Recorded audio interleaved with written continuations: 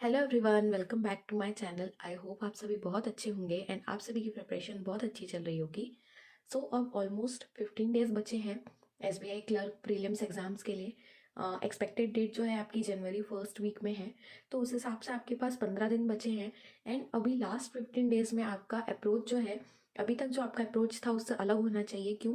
क्योंकि अभी आपके पास सिर्फ 15 दिन है, तो आपको जो है अपना ज़्यादा से ज़्यादा फोकस आपको प्रीलिम्स के ऊपर लगाना है एंड उसके साथ साथ आपको करंट अफेयर्स भी मैनेज करना है। तो मैं इस वीडियो में आपको सब कुछ बताऊंगी, कैसे आपको टाइम डिवाइड करना है, क्या क्या पढ़ना है, क्या क्या नहीं पढ़ना है। तो मैंने एक बेसिक प्लान बनाकर दिया है आपको, जो 8 आवर्स का शेड्यूल है। इसमें आप अपनी नीड के हिसाब से कुछ चीज़ें ऐड या फिर हटा भी सकते हो। तो ये completely person to person depend करता है कि किसकी कितनी प्रेपरेशन हुई है। तो बिना कुछ टाइम वेस्ट किए चलिए वीडियो को स्टार्ट करते हैं। बस अगर मेरे चैनल को आपने सब्सक्राइब नहीं किया तो प्लीज़ सब्सक्राइब कर लेना एंड कमेंट करके ज़रूर बताना अगर ये हेल्पफुल लगता है तो चलिए वीडियो को स्टार्ट करते हैं। तो सबसे पहले मैं आपको बताना चाहूँगी कि आपको अब जो है सबसे ज़्यादा प्रीलिम्स के ऊपर फोकस करना है। जैसे मैंने अभी आपको बताया कि अब आपके पास टाइम है कि सिर्फ और सिर्फ आपका फोकस जो है प्रीलिम्स पर होना चाहिए। इसकी स्पीड पे, इसके एक्यूरेसी पे आपको काम करना है, क्योंकि प्रीलिम्स जो है ऑल अबाउट स्पीड है।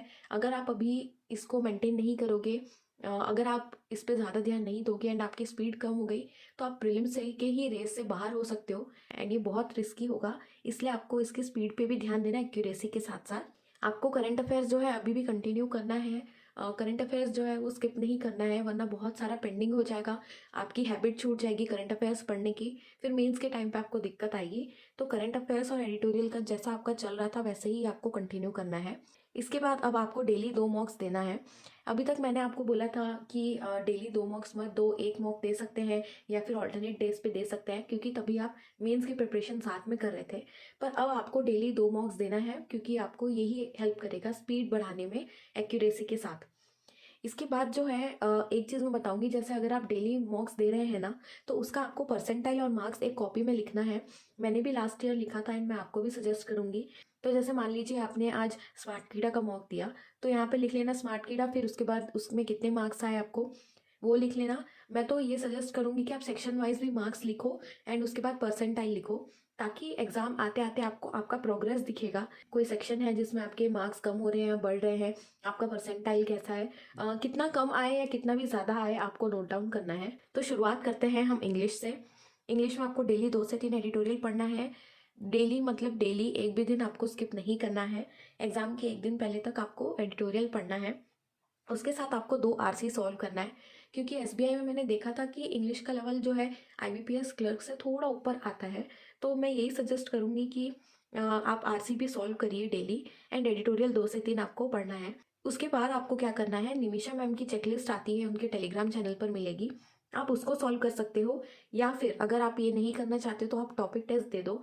मान लीजिए आपके 1-2 टॉपिक्स हैं जो बहुत स्ट्रांग है, आप मॉक्स देते हैं तो उसमें कंफर्म अच्छे से मार्क्स आ जाते हैं। उनको छोड़ के जो बाकी टॉपिक्स है जिन पे आप वीक हो, मान लीजिए जैसे मेरा सेंटेंस रीअरेंजमेंट थोड़ा वीक था, एरर डिटेक्शन थोड़ा वीक था, तो उसके मैं टॉपिक टेस्ट लगा लेती थी। एक एक या दो दो सेट लगा सकते हो आप।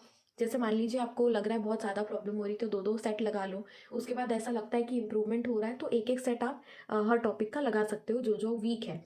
तो या तो आप टॉपिक टेस्ट दे सकते हो, या फिर आप क्या कर सकते हो, सेक्शनल टेस्ट भी दे सकते हो। यहाँ पे क्या होगा, सारे टॉपिक्स इकट्ठा आ जाएंगे, इकट्ठा आप सॉल्व कर सकते हो। जब आपको ऐसा लगेगा कि नहीं, मुझे सेक्शन वाइज अपनी स्ट्रेंथ बढ़ानी है, मेरे को सेक्शन को है जो मैनेज करना नहीं आ रहा है कि कौन से क्वेश्चंस बाद में अटेम्प्ट करूँ, कौन से पहले करूँ, थोड़ा उसमें मैनेजिंग में दिक्कत आ रही है, तब मैं आपको बोलूँगी कि सेक्शनल टेस्ट आप ज़रूर देना। ये मैंने ऑलरेडी एक दिया है स्मार्ट कीड़ा का। मैं या तो मैंने वीडियो अपलोड कर चुका होगा, या तो मैं अभी आगे अपलोड करूँगी। उसमें मैं आपको दिखाऊंगी कि कैसे इंग्लिश का सेक्शनल देना है। तो जो टॉपिक टेस्ट है या फिर जो सेक्शनल मॉक्स है वो आप स्मार्ट कीड़ा का दे सकते हो। इनफैक्ट उनके वेबसाइट पे अभी एक ऑफर भी चल रहा है जो 25 दिसंबर तक ही है शायद।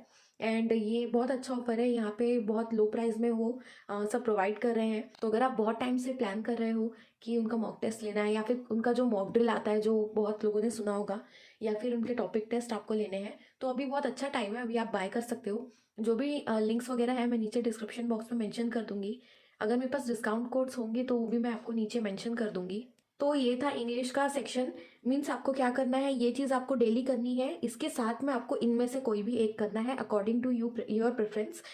एक दिन आप ऐसे भी कर सकते हो, चेकलिस्ट आपने 2 दिन लगा लिया, तीसरे दिन आपने टॉपिक टेस्ट लगा लिए, चौथे दिन आपने सेक्शनल टेस्ट लगा लिया। ये आपके नीड के ऊपर डिपेंड करता है, तो ये आप अपने नीड के अकॉर्डिंग डिसाइड कर लेना। अब बात करते हैं क्वांट्स की। क्वांट्स में आपको डेली 20 सिंप्लीफिकेशन के क्वेश्चंस करने हैं, डेली 20 क्वाड्रेटिक के क्वेश्चंस, 10 मिसिंग नंबर सीरीज के क्वेश्चंस, 10 रॉन्ग नंबर सीरीज के क्वेश्चंस एंड 4 सेट डीआई के आपको लगाने हैं। और डीआई में सारे टाइप के डीआई आप कवर करेंगे, केसलेट कवर करेंगे, वेन डीआई कवर करेंगे, सारी टाइप की जो डीआई आती है वो सबको आपको कवर करना है।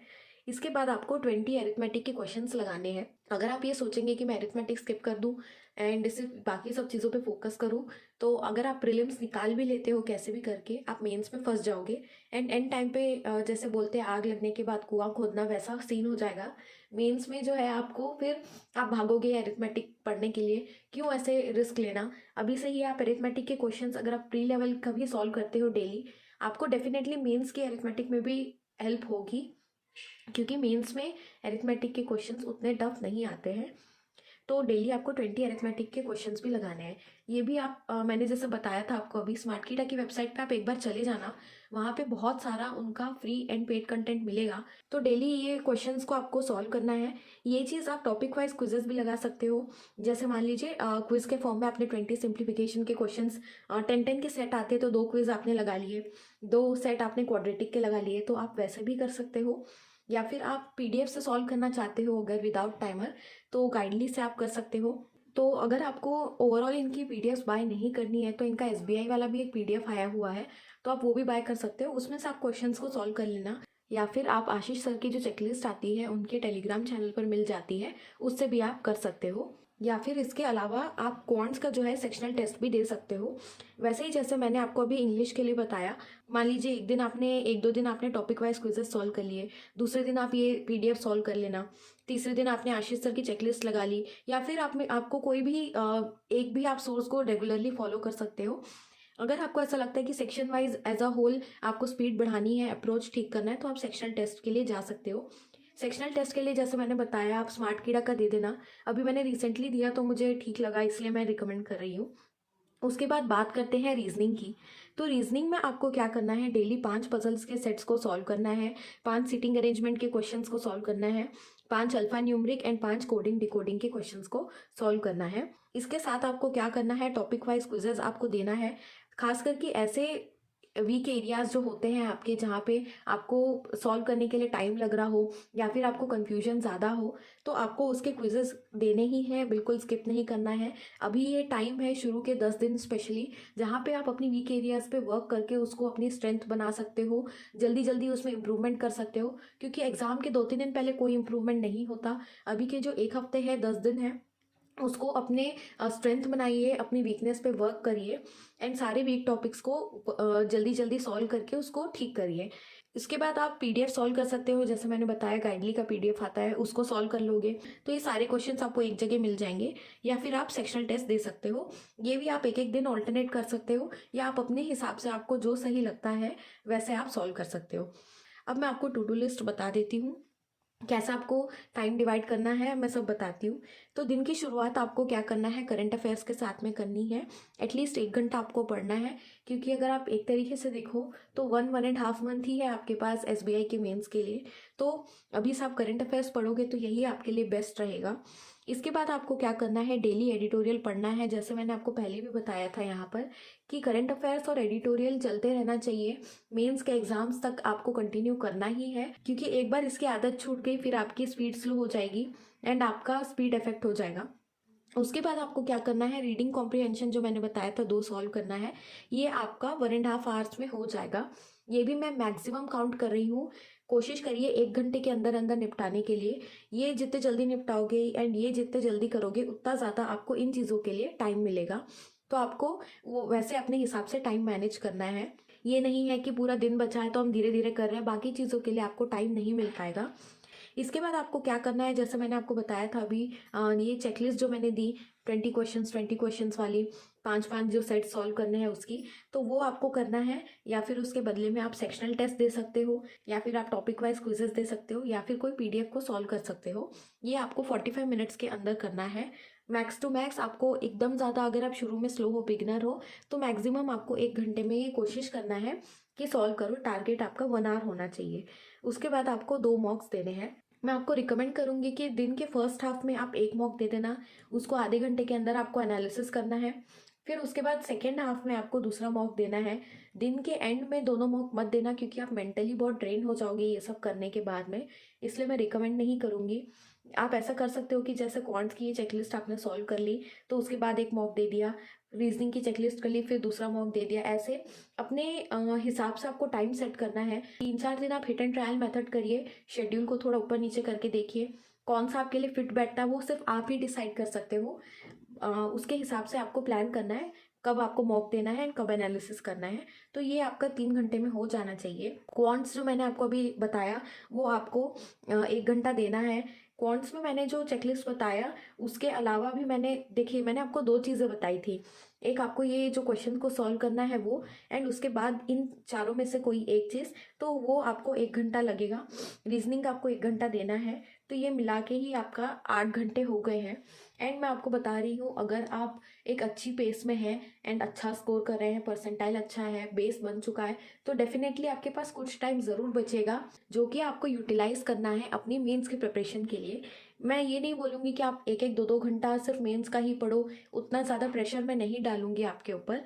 पर मैं ये ज़रूर बोलूँगी कि आप जो 365 DI हर्षल सर की वीडियो आती है यूट्यूब पे, उसका लिंक मैं नीचे डिस्क्रिप्शन में प्रोवाइड कर दूंगी। तो उसमें से आप डेली एक हाई लेवल की DI बनाना, एंड ऑल्टरनेट आप क्या कर सकते हो, मेमोरी बेस्ड पेपर्स जो होते हैं उसमें ऑब्वियसली 2 से 3 DI आती है हाई लेवल की, तो आप उसमें से भी सॉल्व कर सकते हो। या फिर जो PDFs वगैरह आती है, चेकलिस्ट वगैरह आती है, उसमें से आप सॉल्व कर सकते हो, या कहीं से भी आप एक हाई लेवल DI को सॉल्व कर सकते हो मेंस का।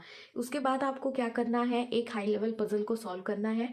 एक दिन आपने, मान लीजिए 2 दिन आपने हाई लेवल पजल्स को सॉल्व कर लिया, तीसरे दिन आप मशीन इनपुट आउटपुट के क्वेश्चन को सॉल्व करेंगे, चौथे दिन आपको मैजिक बॉक्स ट्रिक वाली जो क्वेश्चंस होती है वो सॉल्व करनी है। बेसिकली ऐसे क्वेश्चंस होंगे जो आपको मेंस के सॉल्व करने नहीं आते, उस क्वेश्चंस को आप सॉल्व करेंगे। बाकी कोशिश करना कि पजल डेली आप एक हाई लेवल पजल या एक सिटिंग अरेंजमेंट हाई लेवल की आप लगा सकते। तो ये थी वीडियो जिसमें मैंने आपको बताया कैसे आपको अभी लास्ट 15 डेज अपने प्लान करने हैं SBI क्लर्क के एग्जाम्स के लिए। बाकी मैं लास्ट में आपको एक ही चीज़ बोलना चाहूँगी, कंसिस्टेंट रहिए, डेली प्रैक्टिस करिए, एक भी दिन आपको स्किप नहीं करना है, ये मोस्ट इंपॉर्टेंट है। बैंकिंग एग्जाम्स में सबसे ज़्यादा इंपॉर्टेंट होता है डेली प्रैक्टिस करना, और अपने ऊपर आपको विश्वास रखना है कि आप ये एग्ज़ाम क्लियर कर सकते हो। जिस दिन आप डर गए कि ये एग्ज़ाम हम मुझसे क्लियर नहीं होगा, उसी दिन आप एक स्टेप पीछे हो जाते हो अपने एग्ज़ाम्स क्लियर करने से, क्योंकि आपके मन में बैठ जाता है। इसलिए आपको बिलीव करना है अपने ऊपर, कि आप ये एग्ज़ाम निकाल सकते हो। तो all the best for your exams. आज के लिए बस इतना ही। अगर वीडियो हेल्पफुल लगी तो कमेंट करके ज़रूर बताना। मिलते हैं नेक्स्ट वीडियो में, तब तक के लिए बाय बाय।